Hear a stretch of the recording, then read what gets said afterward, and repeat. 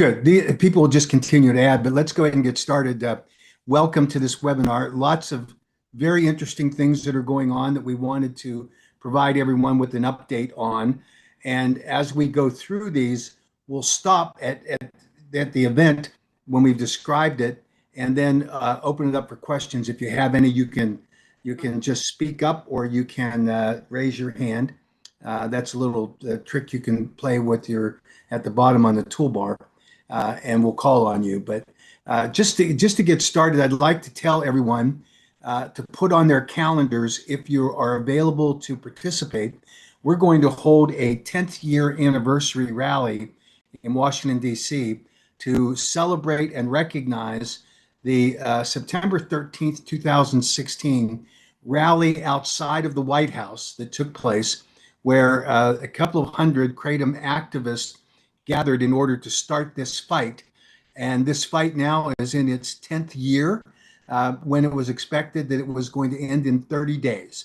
And of course, the Kratom community really made a huge difference in turning that battle around, because as everyone knows or remembers, that prior to that time, in 82 prior temporary scheduling recommendations published in the Federal Register by the Drug Enforcement Administration, there had never been a withdrawal, and hasn't been one since.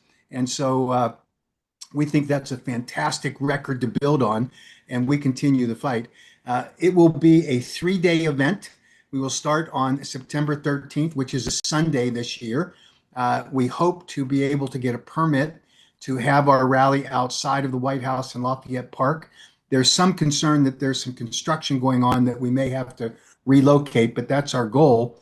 And that would be on Sunday afternoon as our kickoff. And then the following day, on Monday, we plan to schedule meetings with Trump administration officials to talk about the various components that each of these executive branch agencies have with the Kratom initiatives. And that includes the FDA, the DEA, the people at the National Institutes of Health with their research efforts.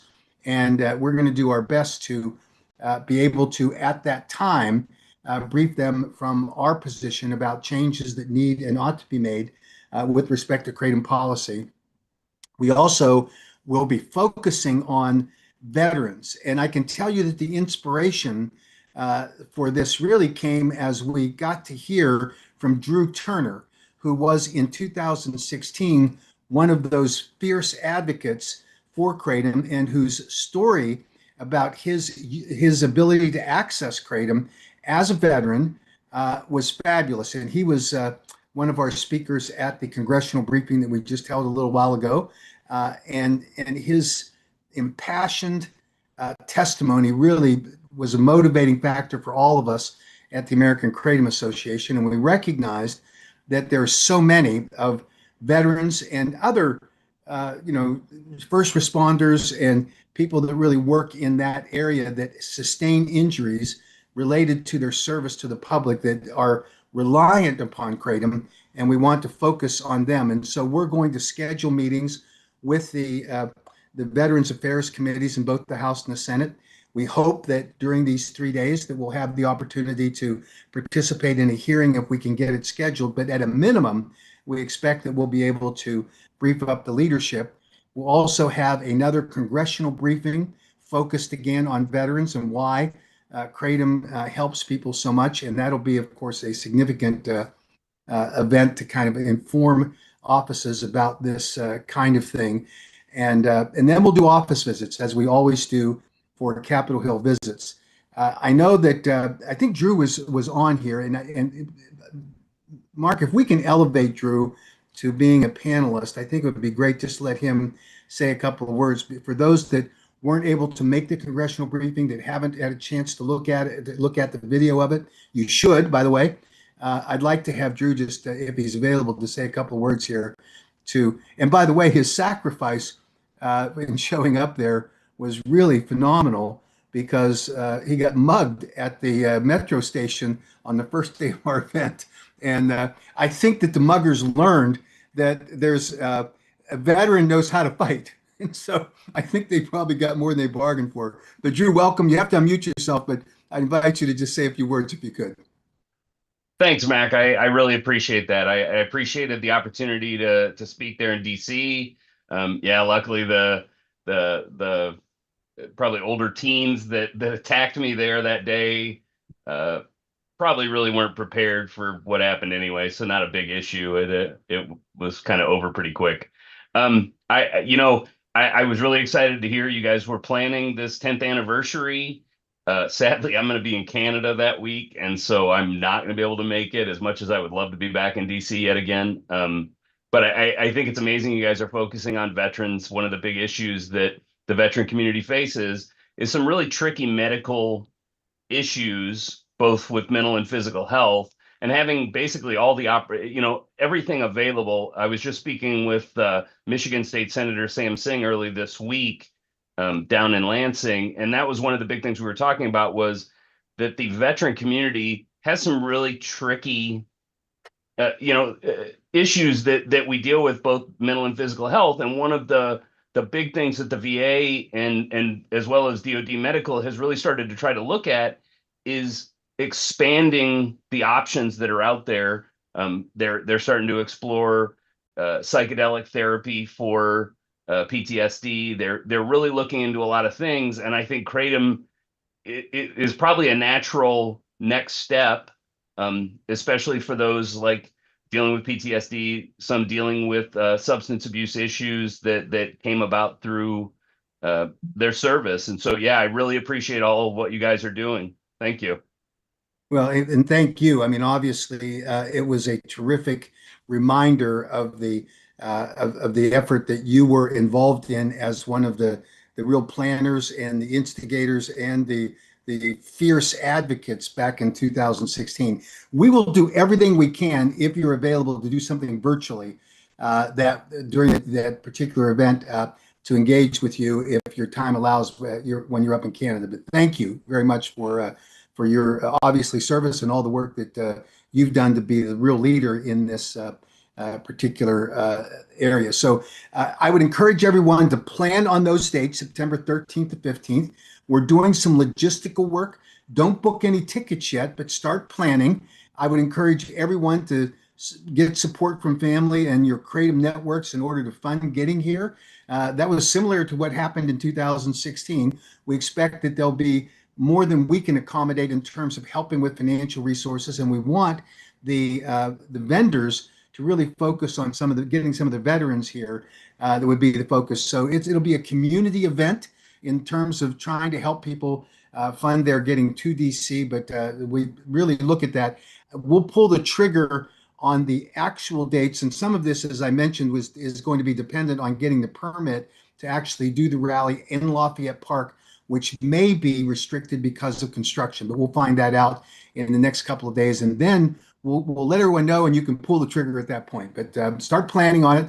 We want to have a great crowd. We want to be able to go back and recognize what a magnificent effort that was started in 2016. And there are so many people that were involved in it. We're hoping to reach out to some of those who were initially involved in it to engage them and see if they'll participate. We know that there's people have gone different ways in the kratom community, and we understand that. But we think this is a unifying event that will really make a huge difference in not only recognizing where we've been, but to plot the next steps in order to make sure that we are moving in the right direction. Uh, let's move to sort of the purpose of this meeting, which is to bring everyone up to date on some critical issues that are impacting us. And there are a number of state issues that are obviously of significant concern to us. So I've invited a couple of the government affairs people that help us. That is a fancy term for lobbyist. When I first got involved in the lobbying game, my mother encouraged me to tell people that I worked as a piano player in a bordello because that was more reputable than being a lobbyist. But these are key people on the front lines, and I'll first invite Will Voorhees from Ohio to tell you about some details about what's going on in Ohio, because we know that's a critical issue for us in the state of Ohio. So, Will, I'll turn it over to you. And then when Will's completed with his description of where we are, then we'll invite any questions people might have specifically for it. And you can't curse at him. You can, but That's fine. be as kind as you can. That sounds good. Thanks, Mac. Good evening, everyone. Will here, Dickinson Wright Law in Columbus today. We are continuing to deal with Ohio's lame duck governor, Mike DeWine, calling on his Board of Pharmacy to schedule kratom products. But there are a couple processes at play that I'll detail and kind of clear up some of the confusion. And to preface, just so everyone knows, many of you already know, if a state agency here in Ohio creates a rule, it has to go through a legislative body called JCAR, the Joint Committee on Agency Rule Review, made up of House and Senate members. And so they can invalidate any proposed rule, they can modify them. And really, the only way to get around that is to introduce an emergency rule, which takes effect immediately. JCAR can then invalidate afterwards. But unless it invalidates that emergency rule, it becomes effective after a certain time period. And in Ohio, we're dealing with two separate rulemaking packages, obviously. One that targets synthetic kratom. It proposes to schedule synthetic kratom. The governor issued an emergency rule here in late December of last year that took effect then, and it became permanent late last month in May, which prompted the latest activity, which I'll get to in a second. But separately, there is a separate rulemaking package for natural kratom that proposes to schedule natural kratom products that is currently pending at the Board of Pharmacy. And I will reference back to that in just a second. Also, there is pending legislation in Ohio, Senate Bill 299, House Bill 587. Both are identical and propose to regulate natural kratom products while prohibiting synthetics like 7-OH. And so the latest development came when JCAR allowed the synthetic kratom rule to take effect. In other words, they did not invalidate that rule. And that was because, and this is all in the public record, which I'll get to in a second, but that's because they had essentially a deal with the Board of Pharmacy where the board agreed not to move forward with the rule proposing to schedule natural kratom products if JCAR allowed the synthetic rule to take effect. Now, when a rule becomes effective in Ohio, an agency has to release guidance and instruct businesses how they should implement the rule. And that's where this all came to a head just in the last couple of weeks. So the Board of Pharmacy, when the permanent synthetic rule, the permanent synthetic kratom ban took effect, developed guidance, and again, not a rule, not a law. This is just an internal document instructing businesses on what to do in light of the new rule. But they developed guidance that went far beyond the rule and clearly banned natural kratom products. The guidance stated, you guys probably, a lot of you have seen it. It said you couldn't sell ground leaf natural kratom in a bag if it contained instructions or made clear that it was intended for human consumption. It didn't allow sales of natural kratom in capsule or drink form, even when the only ingredient listed was natural kratom. So in effect, this guidance document was using the synthetic rule to also ban natural kratom. And that backfired because it's ridiculous on its face. And a couple different outcomes emerged. So first of all, there was litigation that immediately followed that release of guidance. Two stores in Ohio, a couple others actually in a separate lawsuit, but two stores sued the Board of Pharmacy and the Department of Agriculture, seeking a temporary restraining order prohibiting the state from enforcing the synthetic kratom rule against natural kratom products. That was immediately granted by a Franklin County Court of Common Pleas. It issued the TRO.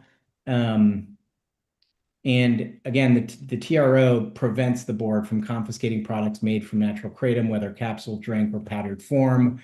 Ultimately, those stores settled with the Board of Pharmacy. And the board has sort of agreed not to schedule natural kratom based on its synthetic rule. There are a lot of details I'm leaving out, but it essentially said this whole situation came from the Department of Agriculture that wanted to essentially weave in the state's food safety laws, which I'll get to in a second. But so that was the conclusion of the litigation. The latest there is that there is an amended complaint, same two stores, same case, but they are asking the court for a permanent injunction to prohibit the Department of Agriculture from confiscating kratom products unless they make specific findings required by law.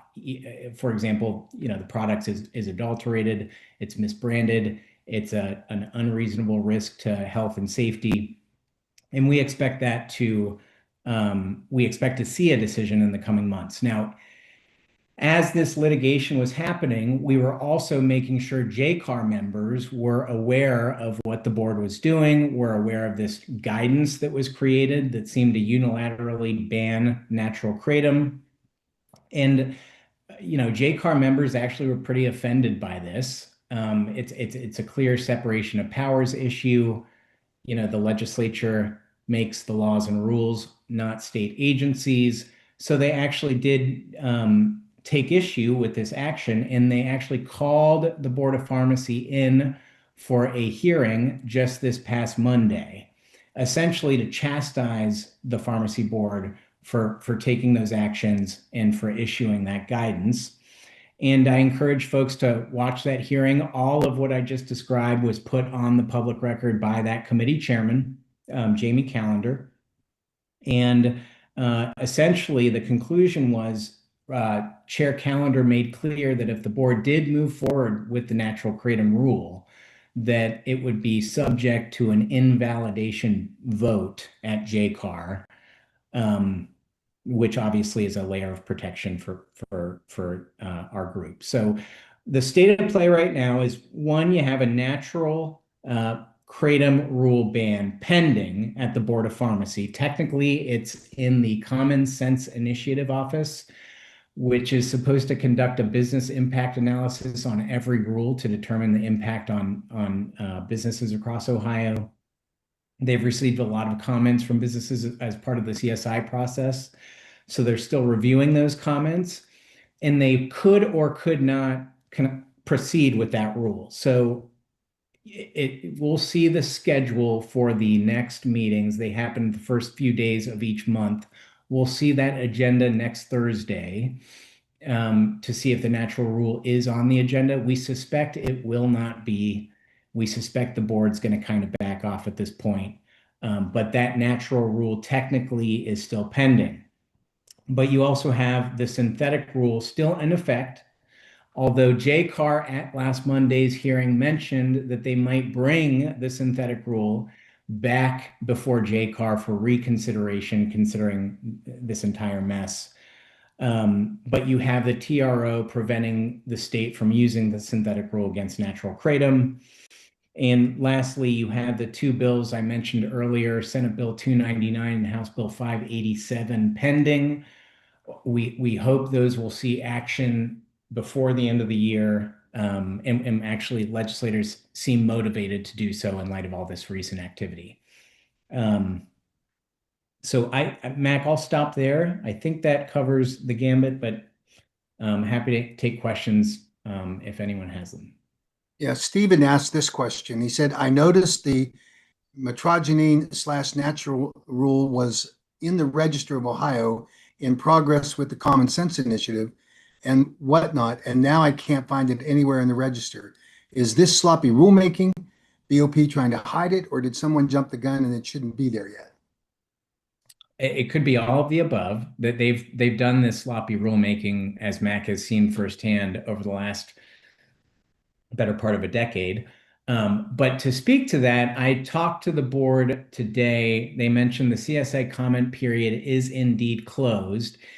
It had been extended, so they sought comments on both rules back in January. and they extended the comment period because they received far more comments on the natural kratom ban than they did for the synthetic ban. So that comment window stayed open a little bit, but it's closed now. That could be a reason for the discrepancy. If the rule is withdrawn, it's going to say sort of something next to the rule, so it wouldn't just be erased from the website. So I suspect there's some kind of technical difficulty there.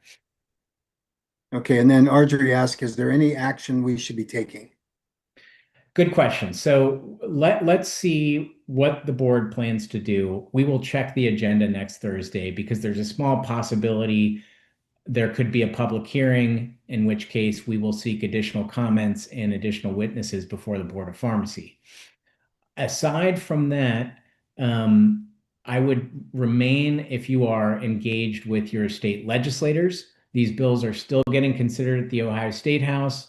They will definitely be up for consideration in November and December during the lame duck months when the legislature passes dozens of bills and they store and archive all comments received. So please send emails, make calls to your legislator. And other than that, stay tuned for updates from our end. Good. And then Brian asked the final question for you, Will. Let's see. Well, actually, there's two. Is the Ohio Department of Ag taking action on kratom products sold as drinks? So,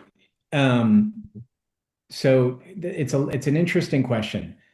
Technically speaking, the Department of Agriculture has taken completely misguided stances on kratom and has embargoed product under faulty legal pretenses in the past.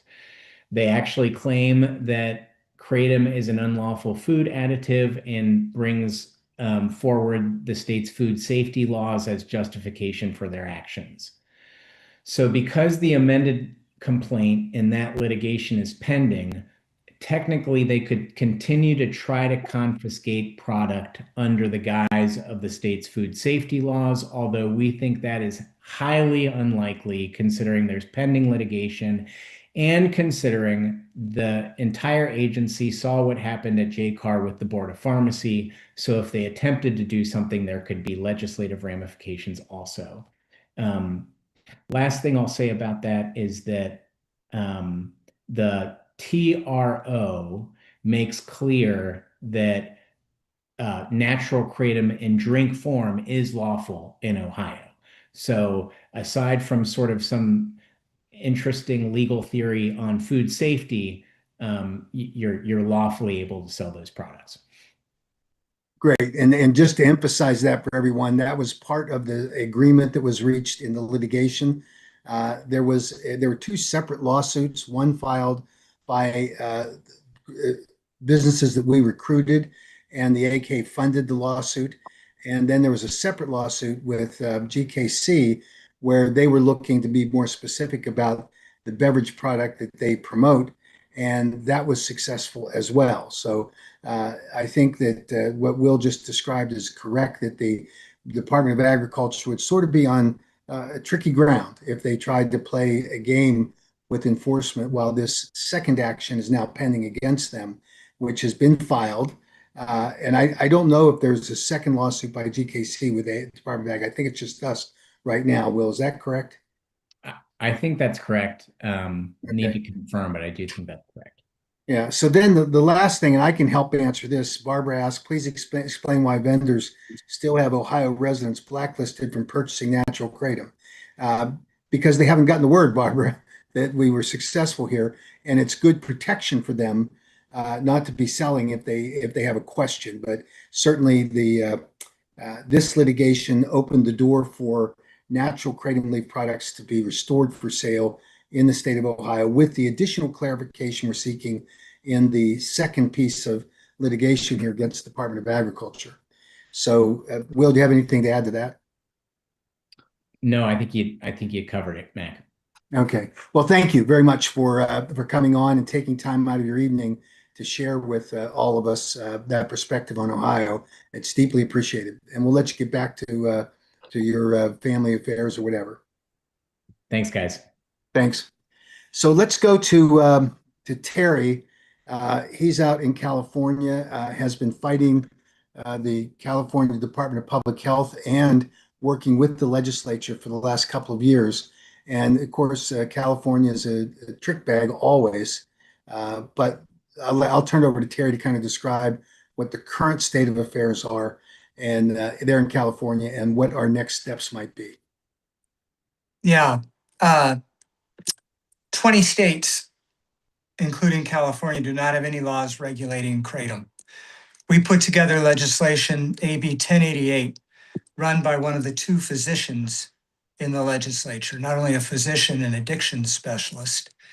And 1088 allowed the sale of pure leaf kratom, outlawed 7-OH, and created some restrictions on age gating and packaging. We made real progress. We took it through two committees.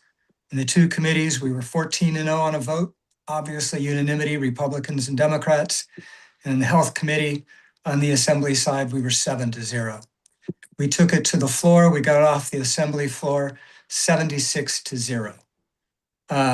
We then we were working with the narcotics officers and a large group of law enforcement folks who supported 1088. Because the retail food code only applies to retail food facilities, CDPH did not have the authority on the sale of specific ingredients of our products. And so what happened was almost a dozen local communities replicated what was allowed in 1088. We then go to the Senate side. We have a Senate here, an informational hearing that was mostly very positive.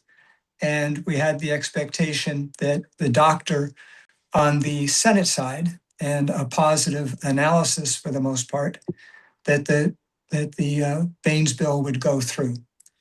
Unfortunately, it went south at the last minute. And the reasoning was, as they wrote,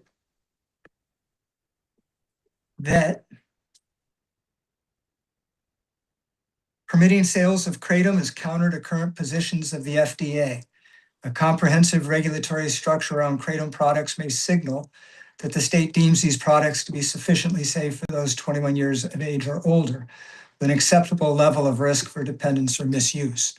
So while the state had ascertained that it could be done, there was the problem with the FDA.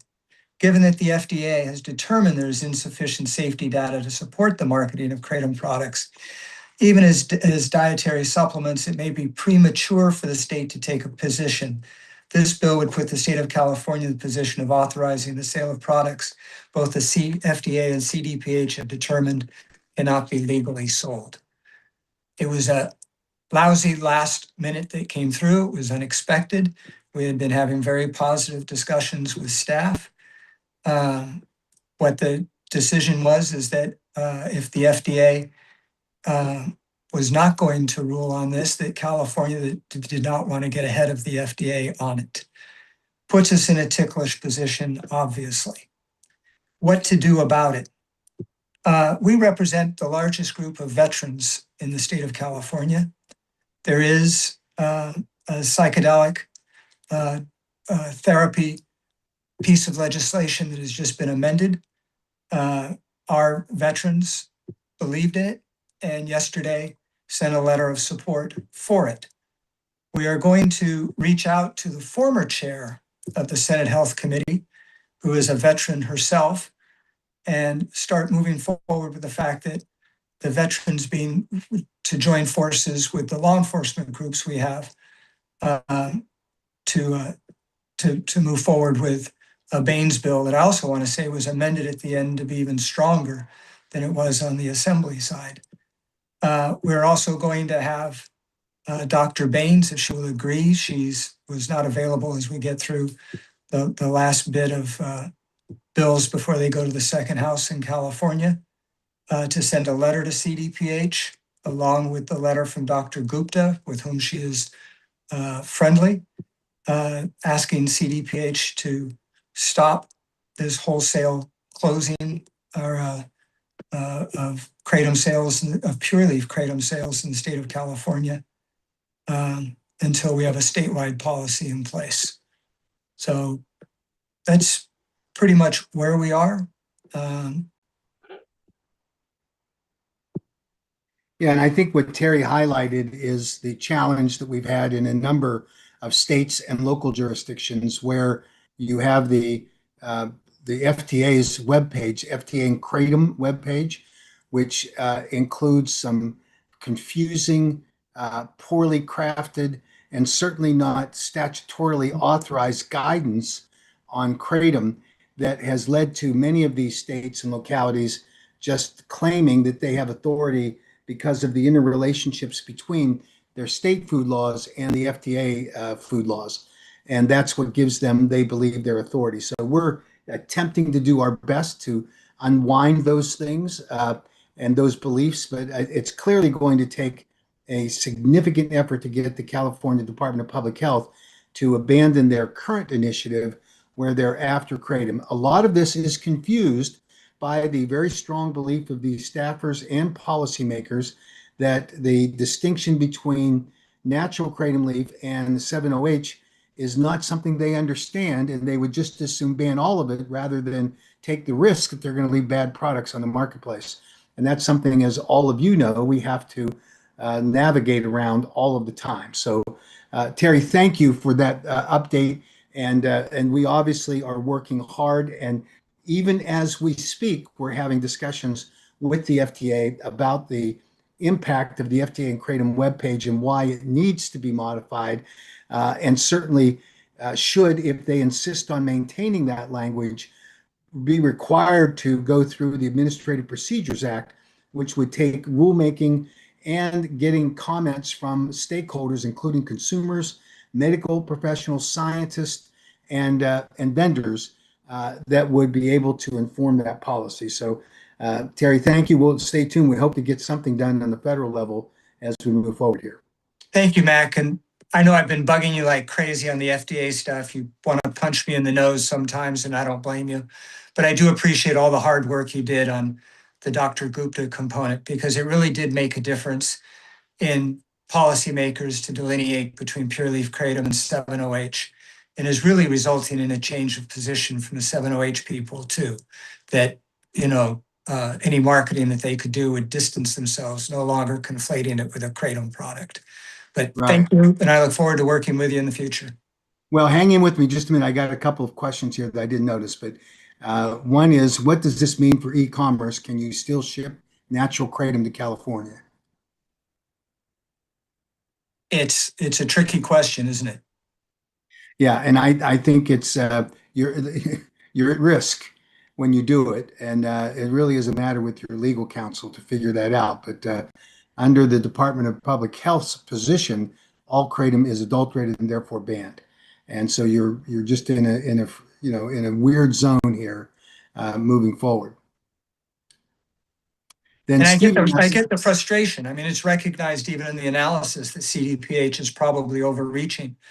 But the language that FDA put out there, it is scurrilous that after all this work that they would still say that there's currently inadequate information to provide reasonable assurances that even pure leaf kratom does not present a significant or unreasonable risk of illness or injury. And that's been a crisis. Yeah, and I think if you look at interestingly, the very experience that the kratom community went through in the federal court in the Southern District of California, when the vendor that was importing kratom into the United States was cited by the Department of Justice, and when they went at the end of the trial after the vendor had pled guilty, the judge asked the question uh, because it was relevant to sentencing as to how dangerous kratom was, and requested that the FDA present themselves with experts and documentation, what's called a Brady hearing, in order to explain to the judge why the danger level of kratom was significant enough to impose a sentence that would be appropriate to the marketing of a dangerous product. And the FDA officially, on the record, declined. And this would have been in, trying to remember, it was February of 2024, I believe, when this occurred. And they said that the FDA said we are not available to come to this hearing because we, the FDA, have not yet determined whether kratom is dangerous or not. That was a stunning admission. And think about that record, that court record that's there, and you have the Department of Public Health in the state of California saying kratom's dangerous because the FDA says it is. And that's the inference drawn from the FDA and kratom webpage. So I think that it's perplexing. And Stephen asked the question here, Terry, that is equally confounding. It said, what should advocates be saying if local bans come up while AB 1088 is not moving? I've been recommending to make a local original AB 1088 like ordinance or wait for the next, he's recommending that, or wait until the state. Since AB 1088 has changed and not moving, I'm not quite sure what best practices would be. I think any time with local entities to engage in the discussion and to advocate for 1088, either in its present form or as it was introduced. Yeah, absolutely. I think that's exactly the right answer. Then Adam, and this is one I can field, has the FDA given an actual reason as to why they haven't adjusted the website despite everything that's happening because of it? Adam, that's a great question because under the statute, if the FDA's action is foreseeably going to result in a policy issue being evaluated by a local or state government, whether it's the legislative or executive branch, then it is the obligation of the FDA to conduct the Administrative Procedures Act requirements for rulemaking. You can't just put guidance out there if you know that they're going to misapply that guidance as being the actual regulation, statutory authorized regulation by the FDA, by the FDA. So that's the problem. And the FDA at this point, in trying to, as we've been given reports from FDA staff, that the reason why the staff at the FDA is resisting making the changes that we think are required, and despite the fact that they know that the FDA language is being used or misused by local governments or state governments, they said that the people that are the internal career staff are saying that they believe that a change would give the impression that the FDA is endorsing kratom. Now, they've had no problem with the FDA leaving the impression that they're demonizing it, but now all of a sudden they're getting righteous and saying, oh, we don't want there to be any misinterpretation of the position of the FDA. So that's what we're currently discussing. And I mean currently meaning right now, in the last couple of days, we've been heavily engaged in these discussions. So and we're going to continue and hopefully get a good outcome along the way. So that's the answer, Adam. And the lawyers are also concerned about the framing of the language and whether if they just make a change to the language, will that trigger a requirement for them to restart, which restart's an interesting word. They never initially did it, the actual rulemaking under the Administrative Procedures Act. So our view is if that's their position, withdraw the guidance completely and start from scratch and then let the void exist. That's the thing they're concerned about. So that's the remainder of that. So now, Terry, you truly can be excused. We apologize. All right. Nice to meet everybody. Thank you so much. So let me go back on our agenda. Florida. Everyone knows, or you likely have heard, that the Florida Attorney General reissued the emergency rule on the 7-OH products. There are a couple of noteworthy things about that. First, it was surprising to me that I heard repeated reports about how the AG had simply shot its wad. I mean, there's no way they could do anything more about this when, in fact, if you read the statute that governs this, the only limitation on the Attorney General issuing a new emergency rule in order to protect the health, safety, and welfare of Florida consumers is that the rule has to be substantially different than the first one. And I heard repeatedly from the 7-OH people that they were ready to flood the state, that they had millions of packages of products sitting on the border. We heard a lot of that chatter at the Champ Show in Las Vegas recently. We surprisingly heard it from some of the people that I consider to be, unfortunately, apologists for the 7-OH industry on the Kratom Gal show and some others, where they were saying, oh, well, there's going to be 7-OH now available in the state of Florida, without even reading or thinking about what the powers that the Attorney General had. The reason why the emergency rule was not codified in the statute is an interesting political thing, and it's not because of the policy issue. And that interesting political thing is that at the time that the legislation was going through, which included the codification of the emergency rule on 7-OH, the 7-OH industry had retained a particular lobbyist that had a very good working relationship, and some say beyond a good working relationship, in the context of an allegation of a long-standing affair between the lobbyist and the Speaker of the House. And because the 7-OH people had retained this lobbyist, the word was that the attorney or the Speaker of the House was going to pull the actual language that would have imposed this, formalized this rule and codified in the state statute. It's hard to figure that out. That was a report that was given in one of the political rags that a frustrated member of the House, complained about that relationship and the inappropriateness of that lobbyist being able to get the Speaker to do things that were really grounded in personal relationships as opposed to good policy. But notwithstanding that, the Attorney General, and even if that had nothing to do with it, the Speaker was rumored to be interested in running for Attorney General. So that might have also been a potential motivation for that decision. But nonetheless, it put consumers at risk for allowing these dangerous products, as been caught or obviously been defined by the FDA and HHS in the form of their 8-factor analysis, which they have submitted, or at least the 3 factors that deal with the safety of 7-OH products, and that's being reviewed by the DA right now. So what we had was a political situation in the state of Florida. But now this new rule, which is allowed by statute and will take effect and remain in effect until the end of the next legislative session next year, and so is something that the 7-OH people should have been aware of, despite their bragging, and certainly some of the apologists for the 7-OH people should have at least not gotten their tongues out ahead of the truth on this kind of thing. But people like to talk and give their opinions, however uninformed they are. So today we have this rule that went into effect. There are some people in the 7-OH community that think that there was an error made, however inadvertently, on some of the language about that rule, which would allow for a loophole to permit some 7-OH or the MGM 14 and 15 products to be on the market.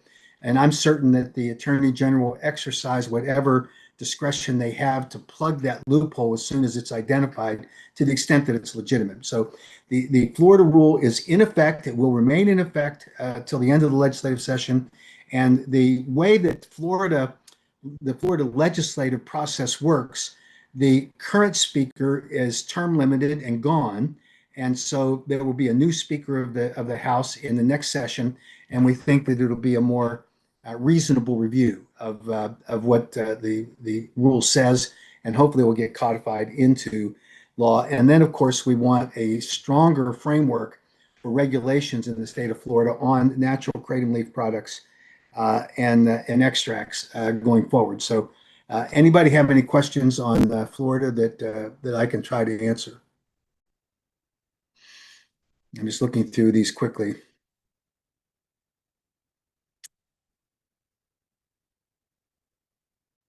Okay, I don't see any new questions on that. Next issue is to talk about the Georgia informational hearing that was held by the Georgia Blue Ribbon Commission, appointed by the Georgia Speaker of the House, which included and allowed for our nemesis, Chairman Rick Townsend, chairman of this commission, to convene a set of hearings. And his plan, as he described it to me in the first hearing, was to hold at least 4 hearings around the state.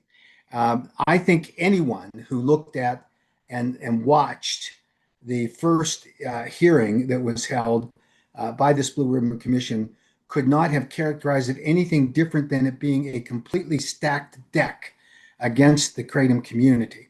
And I think that the fascinating thing about this is that when you talk to Rick Townsend, he acts like he's shocked that we would suggest that this is in any way unfair. But any reasonable person would see it exactly for what it was. He selected witnesses that he knew were going to get the message out that he wanted delivered. And by the way, very little messaging that related to the youth access or exposure to kratom products. It was all about his narrative, which is to ban kratom, and it was certainly was a horrible experience from that standpoint. Townsend had specifically invited, hard to say who invited whom, but Andrew Kolodny showed up.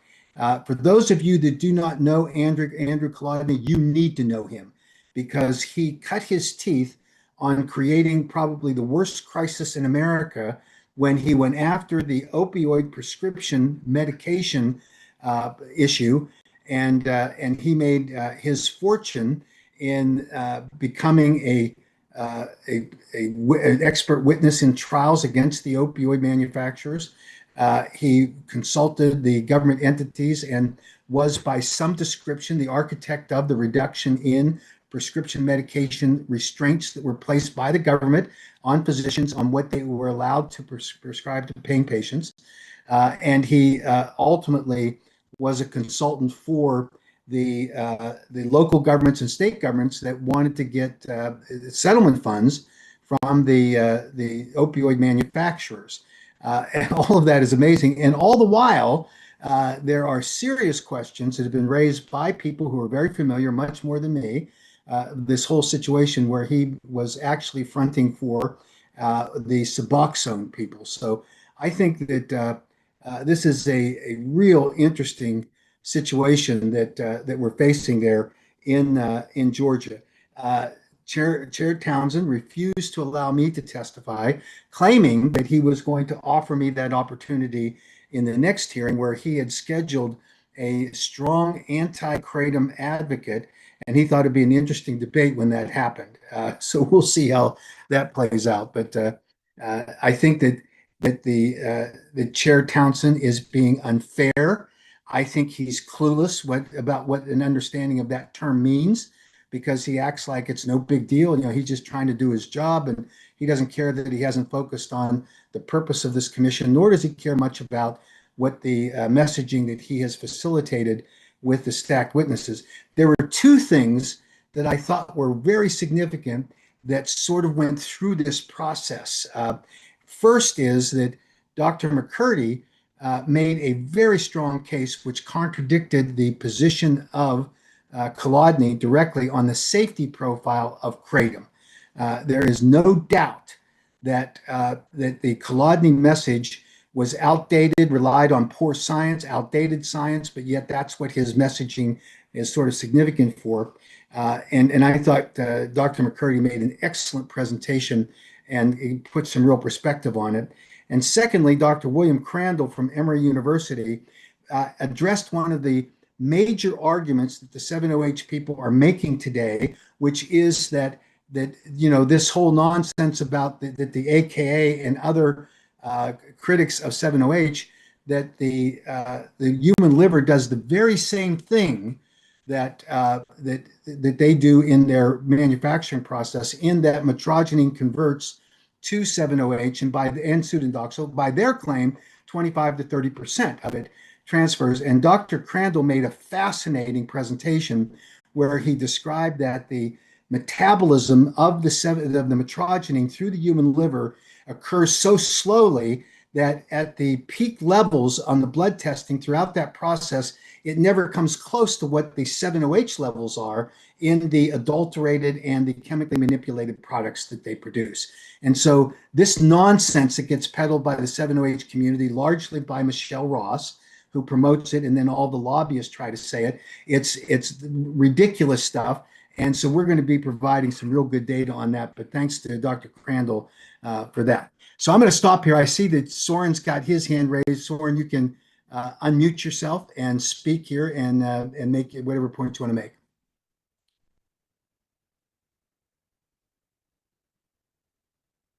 I'm going to make sure that I'm doing this right too, so that you can speak. Can you unmute yourself and speak, Soren?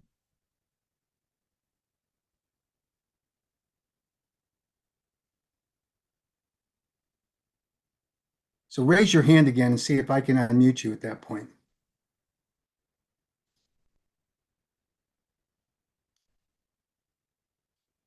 So let me see. Okay, I think you can talk now. You have to unmute yourself. I think I did it. Can you hear me? Yes. Alrighty.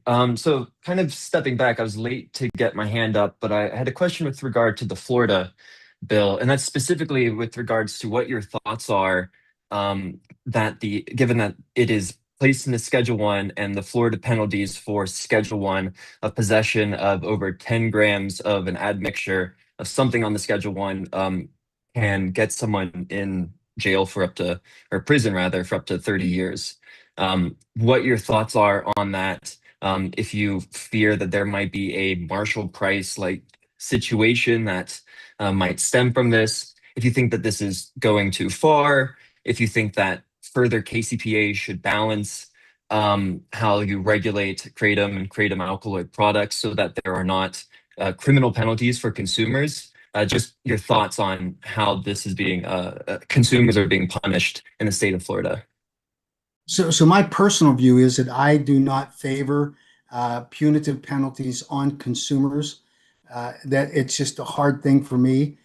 But the construct of the federal law with respect to the Controlled Substances Act and these state laws, which generally mirror the penalty structure for the Federal Controlled Substances Act, these are very harsh penalties that are imposed on people that are engaged in this. And I think that the only balancing act that occurs, and not likely will you find it much in Arkansas, for example, where the court system is heavily, or Alabama for that matter, where they tend to be far too punitive. I would think that the courts can obviously exercise some judgment here. But overall, I'm not a fan of this. But the reality is that you have to balance it against the arrogance and the unbelievable unwillingness of the 7-OH community to do anything other than just push their product out for profit. That's all they're about. And there has to be a reality check where consumers recognize that when they pick up a product intentionally for the purpose of, it's a controlled product, intentionally for the purpose of consuming it, that there is a risk associated with that. I don't like the punitive nature of this, but that's sort of the reality of what we have to deal with. Our KCPA in the federal KCPA and our state KCPAs do not assess these kinds of penalties, criminal penalties against people. We try to focus on the distributors, the manufacturers and distributors, and the retailers who intentionally do this. We think that's the far better way to do it. Thank you. I just wanted to hear your thoughts on that. Yeah, no problem. I know it's a difficult issue, and we saw what happened in Alabama with terrible outcomes and dragging people through. There's another case in Alabama that we're helping with now, where a woman was stopped in the same circumstance as Shayna had, and has been pending for 3 years. And just out of the blue, got a notice to show up. This was on a Thursday, to show up the following Monday. She happens to live in Florida, in order to show up for court, and scrambling to get information. The court had, the public defender that had been assigned to her case just hadn't communicated. I mean, it's a mess. And so you see that kind of thing happen, and you just have to scratch your head and say what a mess it is. But hopefully we can avoid that going forward and have a more rational policy. Right. So with the realization that the criminal penalties are starting to stack up, does this cause you to reflect or want to change the direction of which the AKA is pushing against some of these isolated alkaloid products? Is there sort of an invigoration within you or anyone at the GKC that you might be working with to try to put more effort to come to table with 7-hydroxy people? They're not trying to cast blame and say that you all are not coming to the table before or anything. I don't really know what's going on in the background. But for me, this is just a shocking realization that it's hypothetical. Lives may be ruined with hyperpotent kratom products or kratom isolate products, or kratom alkaloid isolate products. But with this law, it seems now for a fact that lives will be ruined simply under possession. And if there's any motivation now to try to resolve these differently so as to save people from being forced through the criminal justice system, and this is just a further perpetuation of a failed war on drugs at this point. So I would disagree with the assessment that these are hypothetical risks associated with 7-OH products. I think they're far beyond hypothetical. But to your point, would there be a method or some pathway for there to be a modification of the AKA's position with respect to the 7-OH industry? And I can tell you that we tried. I sat down and I worked with Jonathan Miller, who's the general counsel for the Heart Group, and with Vince Sanders, and they looked me in the eye and they told me two things, which were the conditions upon which we reached an agreement and signed the agreement, despite the criticism within the industry, which was that they, one, had the science that was necessary in order to have market entry that would show that the specific product formulations and the serving sizes that were attendant to them had been documented with safety data. That was the first thing. Second is they would stop calling their products kratom. That was I believe it was in October of 2024. And then in the first week in January at a leadership summit meeting we held in Miami, Florida, we invited their chief science officer to come, and he said, we have no science, did not have any science, and we're hoping to get the science. And he described their pathway for it. And when it was pointed out to him that that was a violation of federal law, he said, I can't control these people because I'm just a scientist that's been taking my instructions on what we need to do next. When someone will sit and lie, and that we terminated that agreement immediately because they lied. And the other thing they didn't do, even if they had the market basis, which they didn't, the question was, were they trying to stop the marketing of products as kratom when they're 7-OH? And they didn't do a lick of that. And when I met with them to try to resolve this issue, and I tried, they said, oh, the FDA requires us to call it kratom. They said that with a straight face. I was in a room with 60 7-OH manufacturers. We were required by law to list our products as kratom. There's a legal term for that. It's called bullshit. And they know it, but they didn't care. And what they were talking about was they are required to list the content in the label of metrogeny. That's all they're doing. It didn't require them to label their product as an advanced kratom alkaloid to market it as kratom. They did that because they were deceiving consumers. So my view, Soren, is you bring someone to the table and they spit in my eye and lie to my face over and over and over again. I have a hard time trusting anybody in that side of the table. And when later that year, when Vince Sanders was asked by a reporter specifically, did you have any safety data? He then confessed. He said, no, we didn't, but we're using our market, the number of consumers who are purchasing our products as our safety data. That's calling people guinea pigs.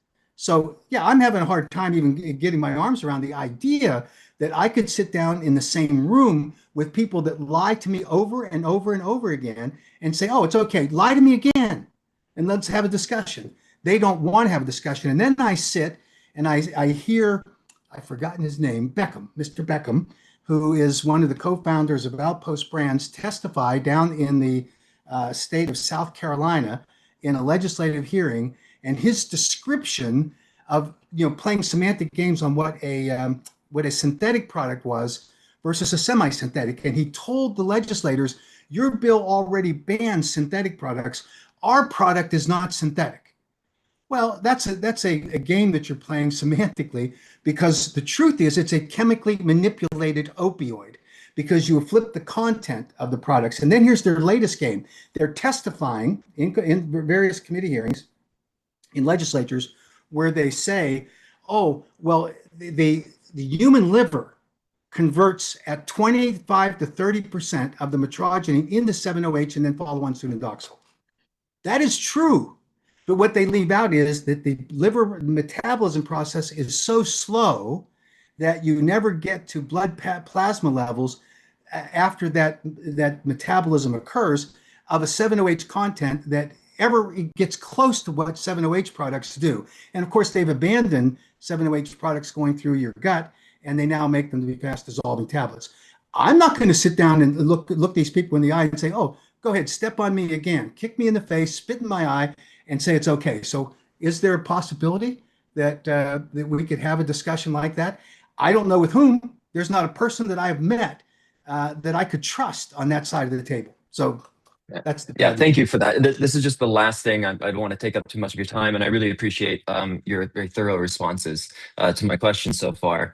And I, am praying that you're able to have sort of the kumbaya moment that y'all had with the GKC and are able to figure out something that will be able to work together after a lot of headbutting over the years. But so I guess my final question is, since the AKA is an organization which represents consumers, and there are a lot of crossover between natural kratom consumers and kratom alkaloid isolate consumers as well. If you have the ability to push state legislators, regulators at any level away from stacking on criminal penalties to when you create these regulation restrictions for what products can and can't be sold in areas. And if you would just be willing to, I guess, commit to pushing for non-consumer penalties and any forthcoming battleground states. Yeah, I think that there's room for discussion on that because, as I said earlier, I personally do not favor criminal penalties on consumers. And so I think that there's some room for discussion on that. We'd have to find some legitimate basis to have a discussion where we could do that. I can tell you that the example you raised about the detente that's been reached with the GKC, it's because at the other side of on the other side of that table, it's good faith people trying to get to the same objective. And despite our very strong disagreements, we got there. So if anybody wants to say, oh, it's just, the AK's stubbornness or Haddo's stubbornness, that's not fair, because we've shown that people that had very strong disagreements were able to resolve those differences and look to the greater good. And I think that opportunity is still available with the 7-OH side. I just don't know who the person would be, because I can tell you who it's not. I can tell you that it's not Cleveland, it's not Sanders, it's not the people from 7-Ohms, it's not certainly not Schwerman and Beckham, and it's not Michelle Ross. I don't know who's left that could have that discussion, because none of them seem to be capable of embracing the concept that when you talk, that you actually are able to find, some common basis of understanding without flat out lying about what you're doing or not going to do, that kind of thing. So it's a little hard. But I've, in my experience in 50 years in Washington, D.C., I've seen bigger obstacles overcome. So maybe it's still possible, but it would take some significant, and I mean really significant, changes in behaviors by these people on the 7-OH side. That's the best I can tell you. Moving on, thank you, Soren, very much. I've always respected your viewpoint. I understand the position that you are in, and you're not a player here where there's been any kind of mistrust, because you've always been straight up, and I appreciate that very much going forward. So moving on, there are a couple of things that are also going on right now, a couple of states where we're seeing movement, and we obviously want to work with those states. Delaware was an example. There's some real questions about how the Delaware bill could get through testing, which from the House hearing that was held, questions arose from the executive branch agencies about their capability to test. We have been unsuccessful to date. We hope that we can move them, that there is a way to get valid testing results that are available from an independent third-party lab that's certified, that would lose their certification if they monkeyed with the results, that could be relied upon by the state enforcement agency. We haven't found concurrence on that yet, but we're working on it. We've got a new bill up in Pennsylvania that it's not perfect, but I'm telling you, it's so much better than what it was a month ago in terms of where they were headed. So I think that that's something that we're continuing to work on. We're still seeing North Carolina is moving legislation. We're seeing that Massachusetts potentially is going to be at play here. So lots of things that we're trying to work on, and we're aware of some pending initiatives with boards of pharmacy outside of the state of Ohio. We know that the pharmacy board in Nevada took very strong action from their workshop to unanimously recommend that that they schedule kratom in the state of Nevada. But I think we're in really good shape there because we've been pushing hard. State of Washington is very similar, that kind of thing. So I think we can. Any specific questions? I see that Adam has his hand raised. I'm going to allow you to talk, Adam. I think I figured this out. So Adam, you can just unmute yourself and you're good to go.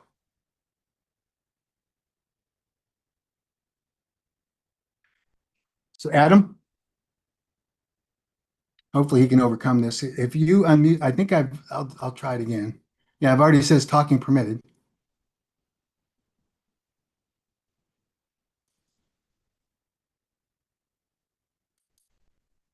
So I'll give you one more shot here, Adam, if you can. Can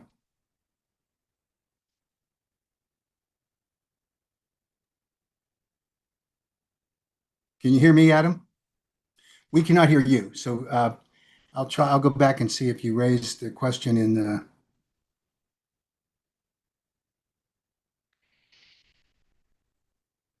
Yeah, Adam did ask a question about Delaware. There are 3 days left in the session. Senate's meeting tomorrow. We're aware of that. We're reaching out to them. So I hope that's the answers that part of the question. One more time, Adam, can you hear us? And if you unmute yourself, I think you should be able to talk.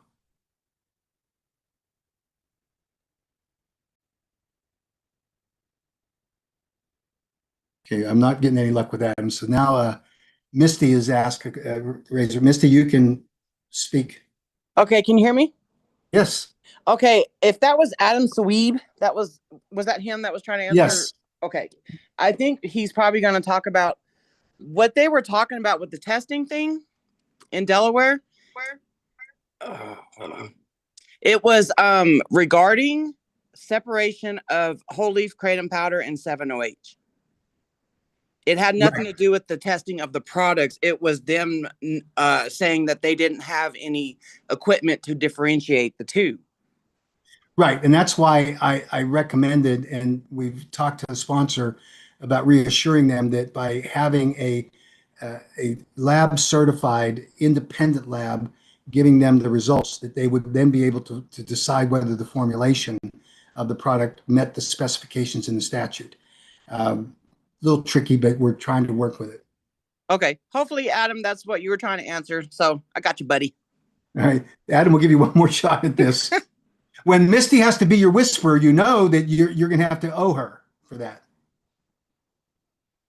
Okay. I think Adam's having some kind of problems. Let me see if I need to. So Adam, that last chance. I'm doing my best here, but it says that you are allowed to talk and you just have to speak up on your end. Might be a technical problem with your equipment there. So that said, we'll move on. The next item I wanted to talk about is some questions that I've received that people are just curious about, and I'm glad to answer these things. First is, can I explain what the End Kratom Misinformation website is about? If you have not looked at that website, it is the endkratommisinformation.org. It is our effort to really start pushing hard against the misinformation that's being circulated across the board about advocates that are trying to oppose the American Kratom Association, and they're either trying to ban Kratom entirely, or they're trying to find a pathway for 7-OH products to be viewed as being acceptable. And I addressed that when I had the discussion with Soren about that and some of the problems that I foresee with that. But certainly that's something that is of interest. So go visit that, the End Kratom Misinformation. It's got, we think, some good content in it, and it will help you. And we're going to continue to roll out more information, both in the form of videos, and we're going to start putting documents up there that address some of the things that are happening. As an example, and this is sort of resource constraint, but I watched the testimony of Andrew Kolodny in the Suffolk County legislative hearing, and I was infuriated at the end. And so that'll be one of the topics that we're going to be addressing, his whole narrative that he had both down in Georgia and in Suffolk County. And he's going to be every place he can because he's obviously on a mission here to work on this. So go to endkratommisinformation.org and you'll see that content, and we'll continue to update it. Secondly, I was asked, or a statement was made, you've raised questions about Patty Wheeler's claims that her son died of kratom only. What is the evidence? Now, I get it that there are some who believe that that these parents or family members who believe that kratom alone killed their child or their spouse or family member. I do not question at all the belief that these family members have. They're entitled to that belief. But Patty Wheeler, who is the mother of a son who was attending school in Texas, and at the time of his attending school, started using a kratom product by her description, and that he had been using it for about 6 weeks, and that he died of a massive amount or a significant amount of kratom that caused a seizure, and that her belief that kratom was the cause of the death was affirmed by the medical examiner in that case, who said that it was 100% kratom, and that there were antihistamines in his system, but those had dissipated by the end of the day, and that it was kratom that really caused his death, and there likely was not any interaction or any interplay with those drugs. I suspect, and I'm giving the benefit of the doubt here, that the discussion between the mother and the medical examiner appropriately would have been part of a post-mortem investigation discussion where family members are entitled to provide their opinions and evidence that informs a medical examiner's opinion. But the one thing that is absolutely true, and it contradicts exactly in everything that Patty Wheeler has been spreading around the country, including at the Florida Attorney General's press conference, where she was invited to be a speaker, and she's done it in Utah and in Michigan and a number of other states, where she has peddled this nonsense that it was kratom only. When I say nonsense, I don't mean she doesn't believe it. I'm telling you that the evidence doesn't support it, because if you look at the tox screen that is a part of the autopsy, which we obtained through a Freedom of Information Act from the medical examiner's office in Texas, there are 10 substances that are listed that are quantifiable on the tox screen. Kratom was tested as positive but not quantifiable. So the idea that you have a potential death caused by a massive amount of kratom ingested by the decedent immediately prior to his death, it would show on the tox screen. It did not. It tested positive. Non-quantifiable means that it wasn't much there at all. And the flip side of what Patty Wheeler was saying, that the medical examiner told her that there was a little bit of antihistamine, that medical examiner would not have said that, could not have said that, except that it was from a tox screen. So I just doubt the recollection that Patty Wheeler has of the discussion that she apparently had with the medical examiner. And I can tell you that Patty Wheeler has made herself into a crusader here. She produced a documentary through a friendship she has with a Hollywood producer. She invited me to participate in that documentary and told me specifically that this was not going to be a hit job on kratom. It was only to encourage there to be good information about kratom and to look at good regulations. And she even restated that up to 4 days before she went to the state of Utah, sat on the floor of the Utah State Senate with Mike McKell, the state senator who was leading the charge to ban kratom. And she all of a sudden became a convert within that 4 days to being a full kratom ban. And she went on a couple of television interviews, and one news reporter asked her directly, "Are you absolutely certain that it was kratom that killed your son?" And she said 100%, and the coroner told me so, or the medical examiner told her so. That can't be true, because and if it is, it's certainly completely goofy for the medical examiner to have made a statement like that, given the evidence that's in the talk screen. So I think that that's the reason. I know this was a little pointed issue or question that was raised about Patty Wheeler, but it's the reality, and frankly, something's going to have to be resolved. And Patty Wheeler is now touring the country with Dean Francis, who is the Virginia advocate who formed the End Kratom Addiction group, and along with Mike McKell, and they're just bouncing around, all promoting this idea of a kratom ban. And so there's a lot to unpack here. There's a lot of misinformation. There's a lot of inaccurate information, not the least of which is with Senator Mike McKell, who sat before a legislative hearing trying to convince the committee to approve of his ban on kratom, and told them that in the course of his testimony that they could not give any weight to the FDA dose finding study because that study was funded by industry.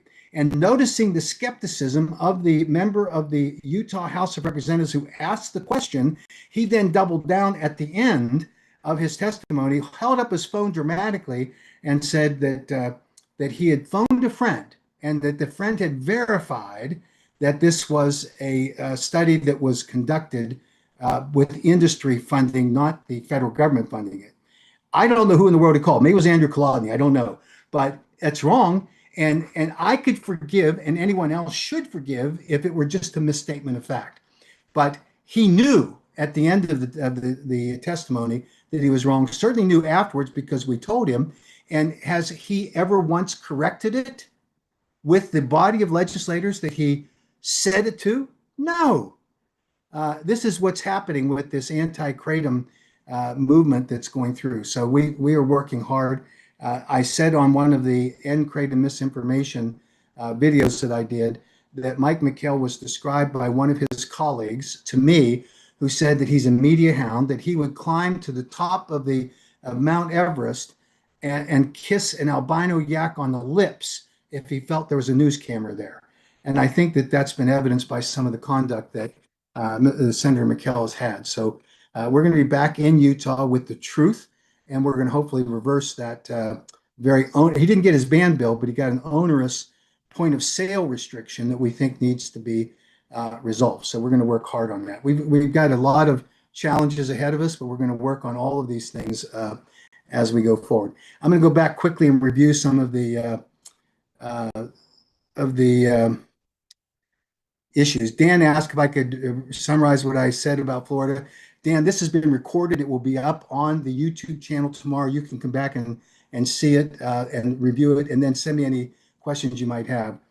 Tracy says New York just passed a ban on synthetics. Do you know of anything preventing the governor from signing it? I do not. I think that that's, if it hasn't happened, it will, because I think the governor agrees that we should,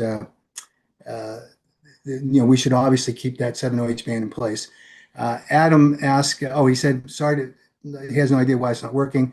Just want to let people know that we have to message the Senate immediately. I think that's out on our alert.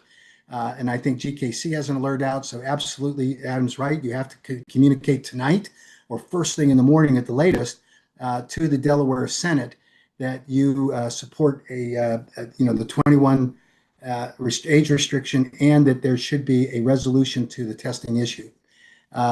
Mara asked, Michigan entering the chat. Thank you for what you do. Well, that's just a thank you. Thank you for recognizing it.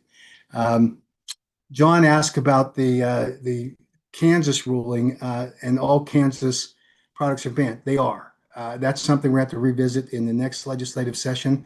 That was an awful outcome for us, driven largely by some of this misinformation. I think as we get more information, it will help. I think the most significant thing that will change the attitude of these legislators is the fact that the National Institutes of Health announced that they were going to embark on this investigational new drug application, which for kratom, metrogenine, in a purified form to be a therapeutic agent in fighting opioid use disorder. I think that the significance of that, and it'll take a couple of years to get to a resolution of that study, and then they can decide whether or not it becomes a new drug application. But the significance of that study is that in order to get approval, they had to pass a thorough ethics investigation by the Institution Review Board, which is an independent scientific panel to determine that kratom was safe for administration to human subjects in a clinical trial.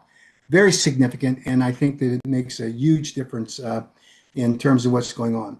Angela asked, will the KCPA bills have a chance to be established this year? We've got a couple that are still in play. We think we certainly have a chance in Ohio. We have a chance in Massachusetts. We have a chance in North Carolina. A couple other states we're working on.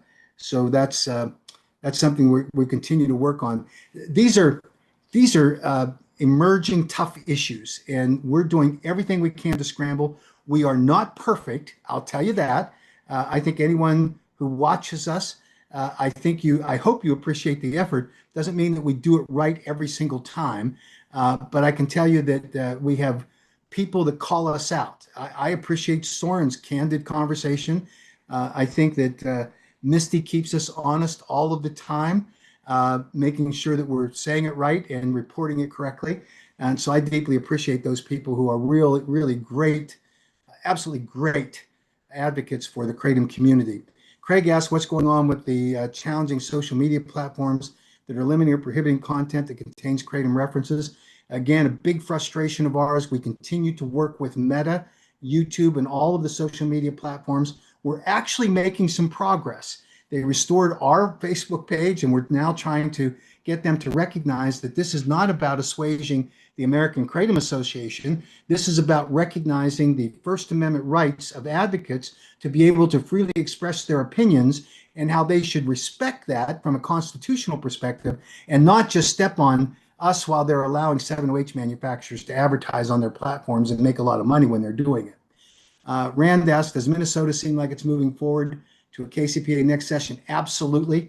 We made really good progress there. We're still fighting with the Department of Agriculture there, but we're going to have to negotiate the regulatory framework. The sponsor of the age restriction bill was terrific. She's open to these discussions, and I think she has great influence there. We're going to keep working with you, and we're not thinking there's a ban in the horizon up there because it was very good discussions that we had with them. So I think that Ed asked, in Florida last year, they gave people time to get rid of their 708 products. Is there a time period for MGM products to be liquidated in this time? I don't think so. I hope not. I think that everyone's been on notice for a long period of time that currently they shouldn't have those products on the marketplace. So there's no leeway or grace period in that respect, because the expiration of the current rule is on the end of this month, and they just start a new rule, so there shouldn't be a gap there at all. Soren, I've already talked about. I get his point about the incarceration period. I hate that for individual citizens. So I'm going to stop there. Any that you have that are really burning that I didn't cover, just email us, and we'll get back to you with answers. I can tell you that as tough as these last 12 months have been, there are some encouraging things on the horizon. I think we need to pull together as best we can for the promotion of the natural kratom leaf products and properly extracted products. I think the FDA gets it. I think HHS gets it. I think the DEA is coming around to understanding this distinction. Because as much as we hate the FDA and kratom webpage, we hate the DEA webpage. I mean, for them to put out that kratom is a drug of concern, and never once in the past 10 years have they listed kratom as part of their annual report, which lists the drugs that are dangerous.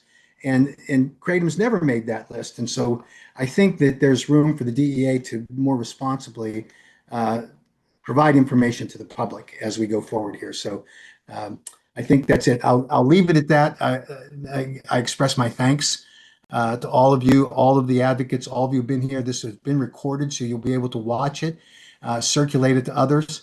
And I just reaffirm to all of you that I hope that you'll consider participating with us in this 10th anniversary that recognizes the 10 years of Kratom remaining legal in America, and join us in the battle to educate both the executive branch and legislators about how important it is to maintain a rational public policy moving forward. So I hope everyone will join us in that effort and make every sacrifice you can to be there with us on September 13th to 15th. Don't buy your tickets yet, but you will be cleared to do that once we get some of these logistics arranged, with most principally getting a permit in order to hold a rally in Lafayette Park. And if not there, we'll find another location. So we'll let you know. I appreciate everybody, and thank you for all that you do to support keeping Kratom legal. Thanks so much.